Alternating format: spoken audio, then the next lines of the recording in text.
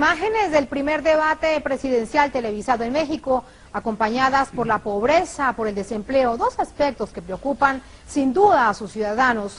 4 candidatos compiten por la presidencia de un país que actualmente cuenta con 21 millones de personas que viven bajo el umbral de la pobreza y 10,6% de esta población se encuentra en pobreza extrema, mientras que se ha incrementado el índice del crimen organizado en esta nación. Vamos a conocer quiénes son los candidatos para dar inicio así al fondo de la noticia.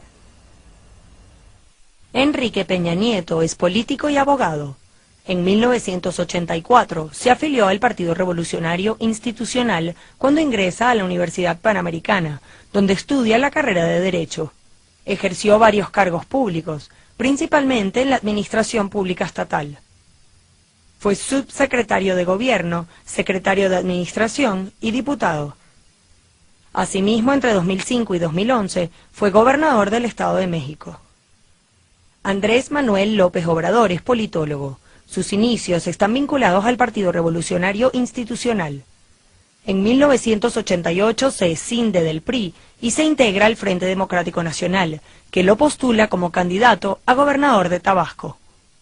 En 1989 asume la presidencia del recién creado Partido de la Revolución Democrática y se mantiene a cargo hasta 1999. Desde el año 2000 estuvo a cargo de la jefatura de gobierno del Distrito Federal. Fue candidato a la presidencia de México en el año 2006 por la Coalición por el Bien de Todos. Acorde a cifras oficiales, quedó en segundo lugar ante el candidato del PAN, Felipe Calderón, por menos de 1 punto porcentual. Josefina Vázquez Mota es economista y miembro del Partido Acción Nacional. Se desempeñó como secretaria de Desarrollo Social en el mandato del presidente Vicente Fox. Se incorpora a la campaña presidencial de Felipe Calderón como coordinadora de enlace político y más tarde fue secretaria de Educación Pública. Asimismo fue diputada federal en 2 oportunidades. Es la primera candidata femenina por el PAN para la presidencia. Gabriel Cuadri de la Torre es ingeniero civil, con una maestría y estudios de doctorado en economía. Es político, ecologista liberal e investigador. Ha desempeñado cargos como funcionario público y ha fungido como activista del desarrollo sustentable en el sector privado.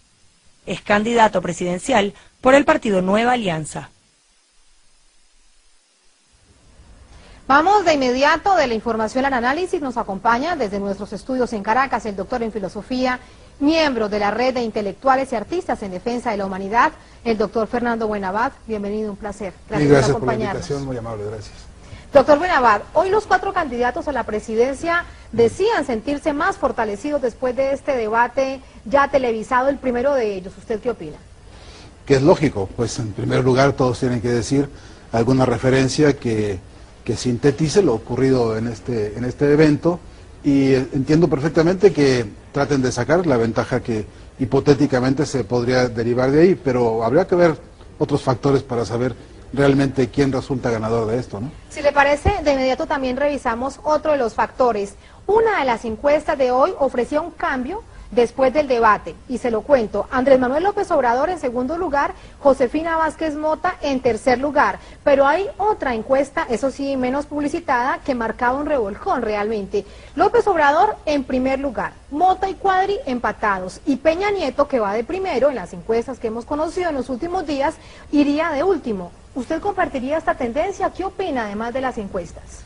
Bueno, en principio yo creo que las encuestas están dadas por intereses muy diversos, es decir, habrá que ver quién está detrás de las encuestas y quién las digita y quién las paga. Lo que uno sabe y ve y siente es que desde todo punto de vista, en las bases del movimiento social mexicano más profundo, es López Obrador quien va liderando por todos lados las preferencias de muchos sectores, y eso por supuesto los medios oligarcas no lo van a decir por ningún lado, de modo que el verdadero termómetro no está en las encuestas, sino realmente en la movilización social, que esa sí es otra y que mide de manera distinta, ¿no? En este episodio de ayer, que algunos llaman debate, yo me niego todavía a aceptar que eso como un debate, lo que hemos visto es básicamente la impotencia de una derecha que se aferra al consenso de Washington. Lo que estamos viendo es una derecha con 3 caras distintas, ¿no?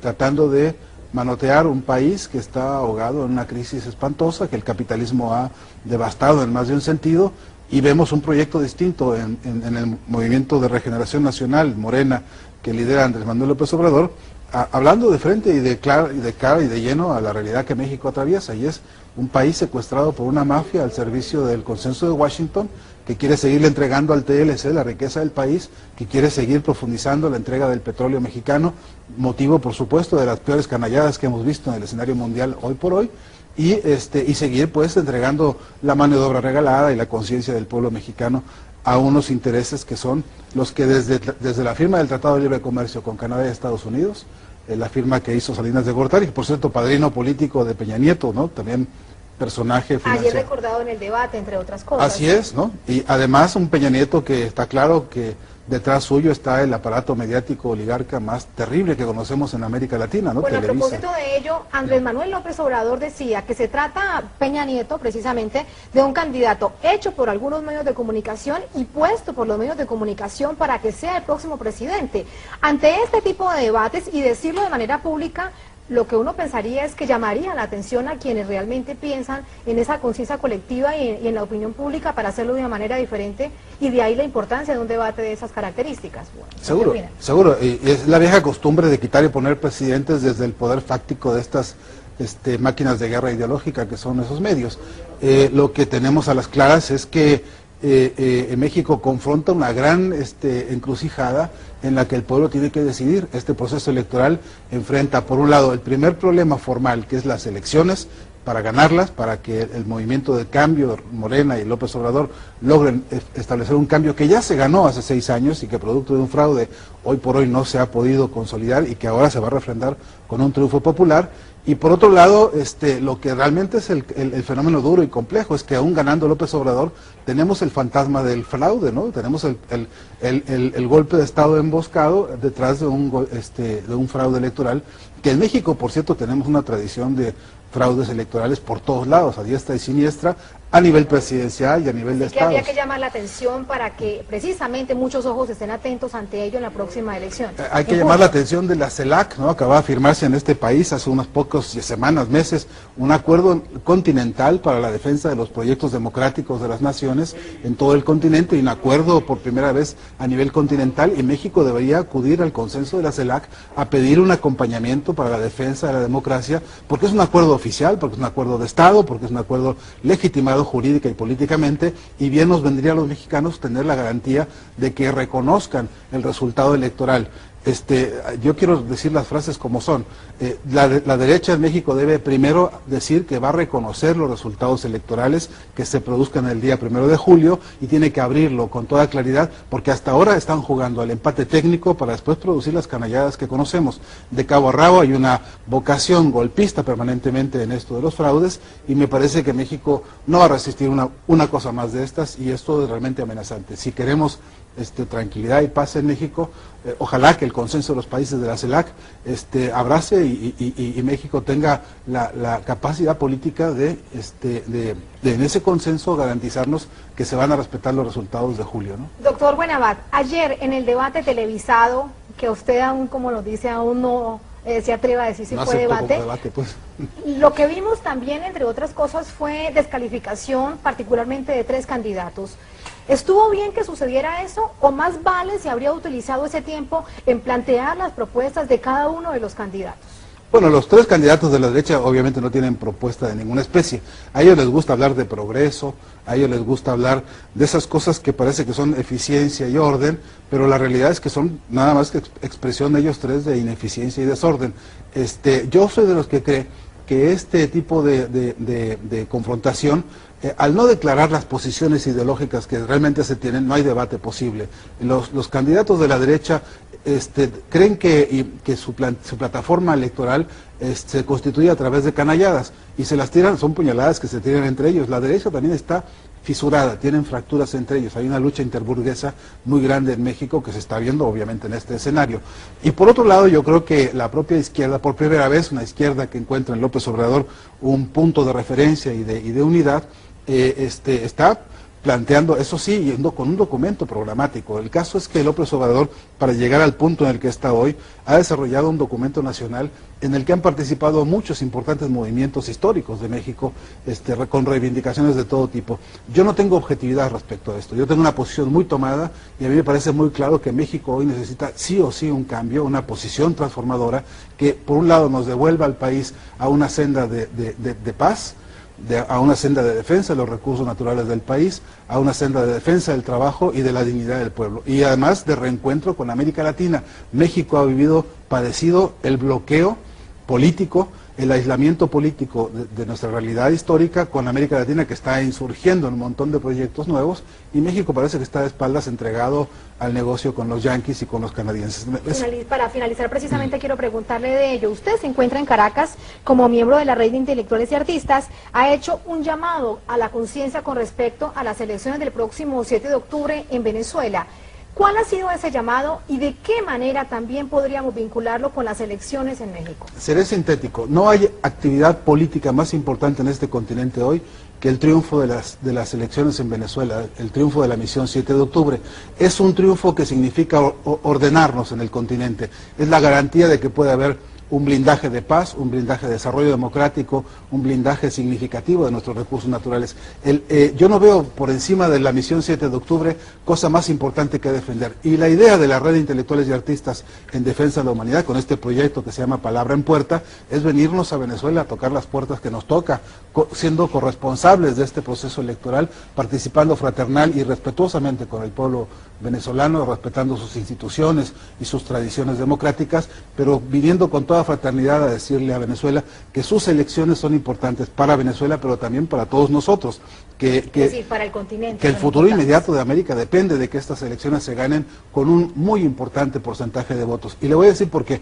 Porque un porcentaje de votos de 10 millones o más sería un mensaje poderoso de democracia para el mundo. Y hay pueblos como el mexicano que necesitan urgentemente que se demuestre que sí se puede, que se está pudiendo, y Venezuela es el orientador, la esperanza y la claridad política. Por eso es que esta iniciativa de la Red de Intelectuales y Artistas en Defensa de la Humanidad viene con todos sus miembros sabidos y por haber en esta red a participar hombro, con el corazón abierto en Venezuela desde ahora y hasta el 7 de octubre. Doctor Buenabad, muchísimas gracias por ese análisis hasta ahora para la edición central. Gracias a ustedes, muchas gracias siempre. Y en así vamos a poner punto final al fondo de la noticia. También vamos a cerrar la edición central, pero eso se lo dejo a Abraham.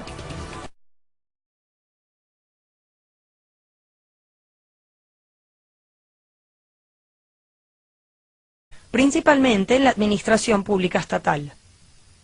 Fue subsecretario de Gobierno, secretario de Administración y diputado. Asimismo, entre 2005 y 2011, fue gobernador del Estado de México.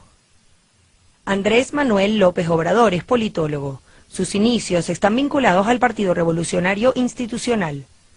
En 1988 se escinde del PRI y se integra al Frente Democrático Nacional, que lo postula. 6% de esta población se encuentra en pobreza extrema, mientras que se ha incrementado el índice del crimen organizado en esta nación. Vamos a conocer quiénes son los candidatos para dar inicio así al fondo de la noticia. Enrique Peña Nieto es político y abogado. En 1984 se afilió al Partido Revolucionario Institucional cuando ingresa a la Universidad Panamericana, donde estudia la carrera de Derecho.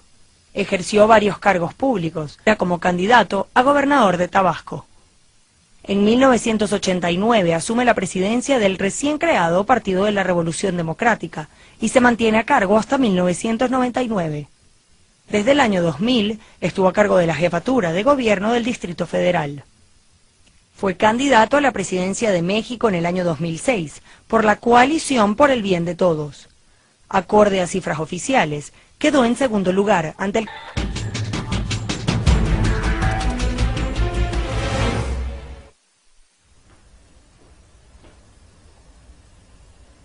Imágenes del primer debate presidencial televisado en México, acompañadas por la pobreza, por el desempleo, dos aspectos que preocupan sin duda a sus ciudadanos. 4 candidatos compiten por la presidencia de un país que actualmente cuenta con 21 millones de personas que viven bajo el umbral de la pobreza y 10,5